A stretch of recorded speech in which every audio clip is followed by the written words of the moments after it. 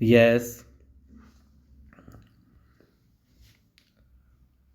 महोदय, बच्चों को जो ज्ञान प्राप्त हो वह अनुभव से प्राप्त हो, ना कि केवल स्मरण शक्ति पर आश्रित रहकर रटाई द्वारा। उन्होंने सोचा था और उच्चतम शिक्षा शास्त्रियों का भी यही विचार है कि इस प्रकार से ज्ञान प्राप्त बच्चों में जागरूकता, कार्यकुशलता, स्वतंत्र भावना पैदा करता है, जो इस जीवन के संग्राम में बहुत सहायक हो सकता है। दूसरा मौलिक विचार उनका यह था कि इस प्रकार की शिक्षा इस देश के लिए अनुकूल ही नहीं बल्कि अनिवार्य है। बच्चों से जो कुछ भी काम कराया जाए वह उत्पादक काम हो और उससे जो कुछ भी पैदा हो उससे शिक्षा का व्यय यदि पूरा नहीं तो अधिकांश निकल सके, क्योंकि यदि शिक्षा का व्यय दूसरे प्रकार से निकलने का प्रयत्न किया जाएगा तो वह बोझ इतना बड़ा होगा कि शिक्षा सार्वजनिक नहीं बन सकेगी। पिछले वर्षों में जो कुछ भी विचार किया गया था या प्रयोग करके देखा गया उससे जहाँ तक मैं समझता हूँ वही निष्कर्ष निकाला जा सकता है जो पहले सम्मेलन में हुई बहस से निकाला जा सकता था। हमारे शिक्षा शास्त्रियों ने जो पद्धति की अनुकूलता और श्रेष्ठता तो मान ली थी, पर उनकी दृष्टि से इसके द्वारा शिक्षा का व्यय निकालना असंभव ही नहीं अनुचित भी था। प्रयोग से देखा गया है कि इस पद्धति की उपयोगिता है और इससे पूरा नहीं तो अधिकांश व्यय निकाला जा सकता है। यह मैं प्राथमिक और माध्यमिक शिक्षा के संबंध में कह रहा हूँ। Stop para. उच्च कोटि की शिक्षा के संबंध में अभी प्रयोग नहीं के बराबर हुआ है, इसलिए उसके संबंध में अभी कुछ भी कहना संभव नहीं है। इतना होते हुए भी हम देखते हैं कि इस पद्धति को उतना प्रोत्साहन नहीं मिला और ना इसका उतना प्रचार ही हुआ जितना होना चाहिए था और जितना स्वराज्य प्राप्ति के बाद हम कर सकते थे। इसका कारण जहाँ तक मैं समझता हूँ यही है कि इसकी उपयोगिता प्रमाणित होने पर भी पुरानी पद्धति पर जो आस्था थी वह अभी दूर नहीं हुई है और इसी कारण शिक्षा के काम में जो व्यक्ति लगे हुए हैं उनका ना तो इस ओर ध्यान गया है और ना उन्होंने इस विषय पर गहराई से चिंतन ही किया है। Stop para.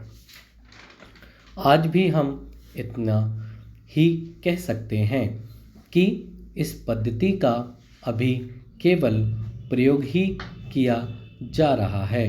इससे राष्ट्रीय कार्यक्रम मानकर हमारी सरकार ने उसको चालू करने का निश्चय नहीं किया और क्रियात्मक रूप से कुछ करने की बात तो नहीं के बराबर ही है। उसका परिणाम यह हुआ है कि पुरानी पद्धति की संस्थाएं दिन प्रतिदिन बढ़ती जा रही हैं और शिक्षा पर सरकार जो कुछ भी व्यय कर सकती है या करना चाहती है उसका बहुत बड़ा अंश उस पद्धति को ही बनाए रखने में व्यय हो रहा है और इस पद्धति को बहुत कम प्रोत्साहन मिला है। मेरा अपना विश्वास है कि शिक्षा में मौलिक परिवर्तन अवश्य किया जाएगा। Stop para. महोदय, बहुत बड़ा अंश अनुभव और लोगों की कही सुनी बातों से, देखे हुए दृश्यों से और कुल तथा समाज की परंपरा से प्राप्त होता है। सिनेमा इन सभी प्रकार के ज्ञान की प्राप्ति में सहायक हो सकता है, क्योंकि यह मनुष्य की दृश्य और श्रव्य अनुभूतियों के क्षेत्र को बहुत ही बढ़ा सकता है। यह एक साधारण सी बात है जिसे सभी जानते हैं कि केवल सुनी सुनाई बातों की अपेक्षा हम पर देखे हुए दृश्य का प्रभाव अधिक पड़ता है, और हम यदि सिनेमा द्वारा किसी चीज़ को देख लेते हैं तो उसका उतना फल तो नहीं होता जितना स्वयं आँखों द्वारा देखने से मिलता है। उससे तो कहीं अधिक अमिट छाप किसी के सामने किसी दृश्य के वर्णन करने से पड़ती है। मन बहलाव के भी साधन कितने ही प्रकार के होते हैं। कुछ तो ऐसे हैं जो मन बहलाव के साथ साथ शिक्षाप्रद भी होते हैं और इसके विपरीत बुरे संस्कारों का साधन बन जाते हैं। मैं स्वयं यह दावा नहीं कर सकता कि मैंने बहुत सी फिल्में देखी हैं। सच पूछिए तो मुझे बहुत कम फिल्में देखने का अवसर मिला है, पर मेरे पास जो खबरें पहुंचती हैं बहुतेरे विश्वसनीय भाइयों और बहनों द्वारा जो शिकायतें पहुंचाई जाती हैं, उनसे मालूम होता है कि बहुतेरी फिल्में दूसरी कोटि की हैं जो शिक्षा अथवा मन बहलाव का साधन न बनकर बुरी वासनाओं को जागृत करती है, विशेषकर युवकों के चरित्र पर बुरा प्रभाव डालती हैं। हो सकता है कि इस प्रकार की फिल्में अधिक लोकप्रिय होती हों, उनके द्वारा अधिक पैसे कमाए जा सकते हों।